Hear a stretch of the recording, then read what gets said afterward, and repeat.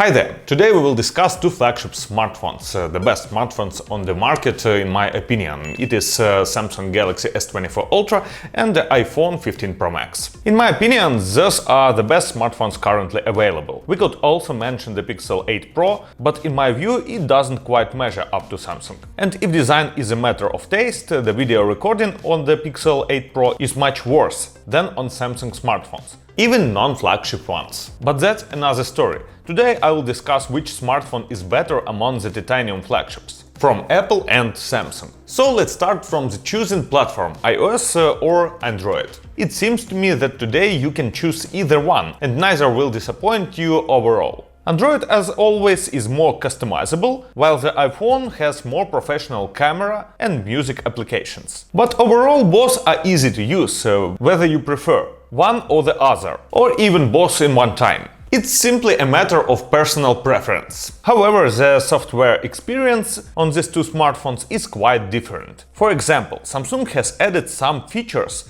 that use artificial intelligence for translations, search and photo editing. Apple will show us something with AI on iOS only this summer, on their Worldwide Developer Conference. But we will use it only this fall. So this is a good thing for Samsung. On the other hand, the iPhone already has an obvious advantage. It is simply and easy to use. iOS comes with almost everything you need out of the box. And it's intuitive even for beginners. You get built-in notes, reminders, a mail client, a browser, a messaging app and more. If you need additional functionality, you decide by yourself to download it from App Store. With One UI on Samsung, however, you will need to figure things out right from the start. For example, which of the two Messenger to use, which of the two browsers, which App Store, which gallery. Yes, software duplicates itself. One app from Samsung, another identical one from Google. And there is more from Microsoft, like the Mail app. It can get confusing. Also, let's talk about quality of default software. For example, many AI features were demonstrated using Samsung Notes. However, there is a significant issue with this application. Now it works only on Samsung devices, before it wasn't so. The situation is that previously the app was available for Android and Windows PC, but now the company has restricted its usage to their own devices. It's worth noting that Samsung laptops are not even sold in many markets. In the Windows Store, the app has a rating of 1.7, and recent reviews highlight that people are losing access to their notes and they are switching to OneNote. Fortunately, synchronization with OneNote is still there. In iPhone, notes are the whole world. They are powerful and yet convenient. They are accessible on all Apple devices and even in the browser. However, Samsung made a smart move by promising to update their latest smartphone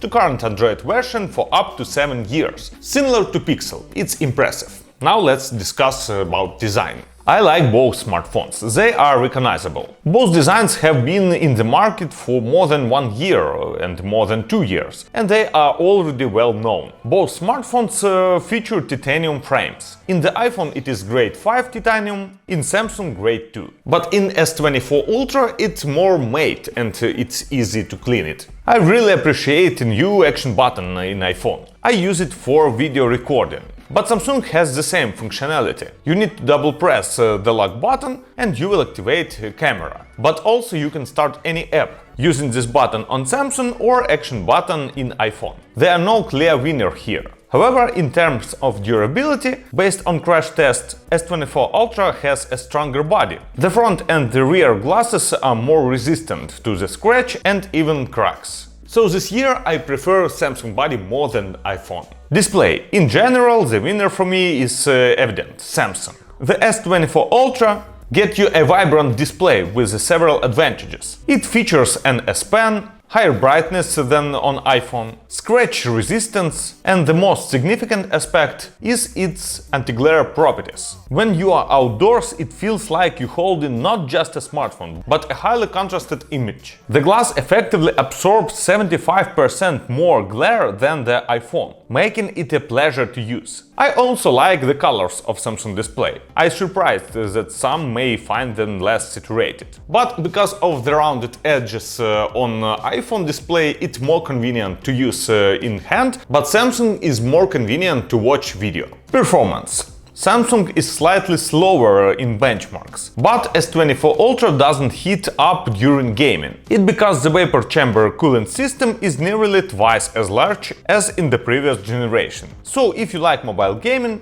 and you play games like Genshin Impact, Call of Duty Mobile, World of Tanks, the Samsung will serve you better. However, the iPhone is also good in these games, but here's where the iPhone has an advantage. On iPhone you already can play on some AAA games like Resident Evil 4, Village, Death Stranding and the upcoming Assassin's Creed Mirage. But in overall both smartphones are really fast in usage. Now let's talk about USB-C speed, because here is the difference. Transferring a 3GB file from SSD to Samsung takes 8 seconds, while the iPhone does it in 5 seconds. But when you need to transfer this file from smartphone to an SSD, the difference is huge. Samsung takes 17 seconds and iPhone only 7 seconds. So when you shoot a lot of video, it's easier and faster to send files from iPhone to SSD. It's more than 2 times faster. Okay, now let's talk about the cameras. Samsung has a bigger amount of cameras. It includes ultra-wide, wide, 5x telephoto camera and even 3x. So the zoom range from 3x to 4.9x looks better on the Samsung.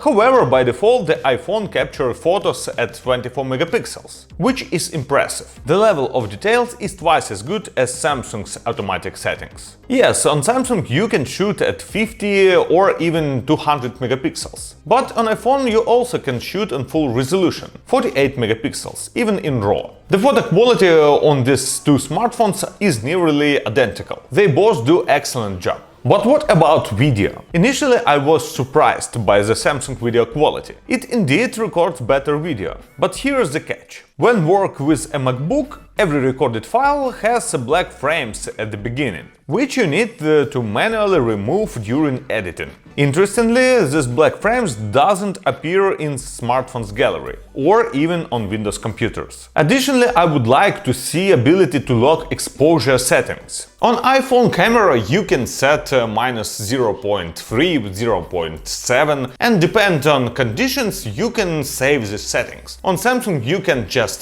tap and manually set the exposure for only one shoot. And because of that, the most of videos in automatic mode are overexposed and also oversharpened. I hope some software updates will fix it. However, Samsung has a good Pro video mode. It has several advantages. For example, camera models can be forced as active even in low light conditions. The quality may not be perfect, but you decide what to do by yourself. Moreover, there is no post-processing on videos, it feels more cinematic. You can also connect an external Bluetooth microphone. I've tried the DJI Mic 2 and it works good. You also can control the input level of recording sound. However, the exposure metering isn't very accurate. It seems to lack a dynamic range, because when I'm visible, everything behind me is overexposed. Compare this shot with the sky in Pro mode versus Auto mode. Now this is interesting. In grey weather, Samsung captures video impressively, almost like a dedicated camera.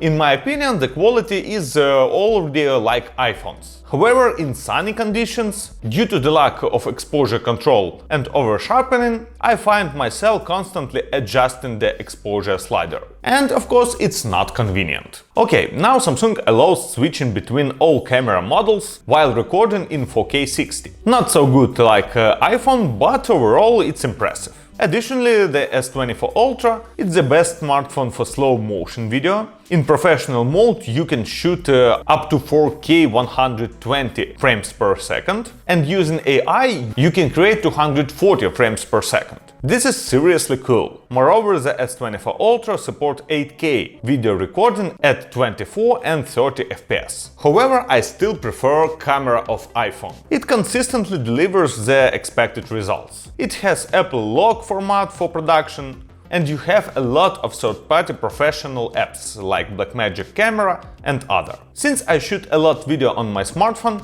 video quality is incredibly important to me. But in case of battery, Samsung win. With the similar usage, the S24 Ultra retains 15 to 20 more % charge in the end of the day. Both smartphones has wireless charging, they even can charge another smartphone.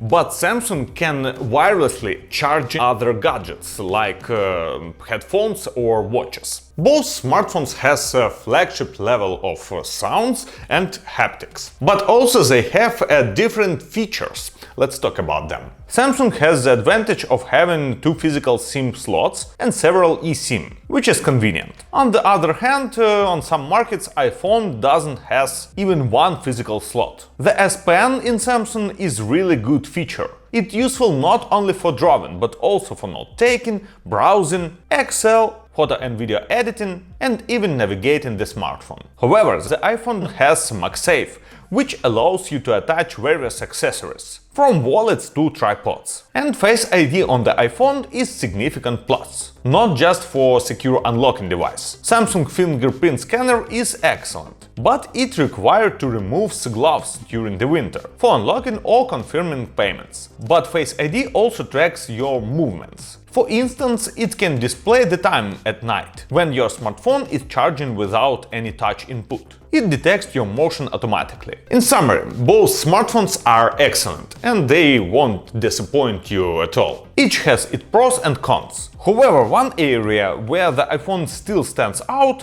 is its camera, especially video recording. Samsung is not bad in this case, but iPhone is still better. So it will be interesting to read your opinion about the smartphone in the comment sections below. Don't forget to leave your likes and subscribe this channel. Bye bye.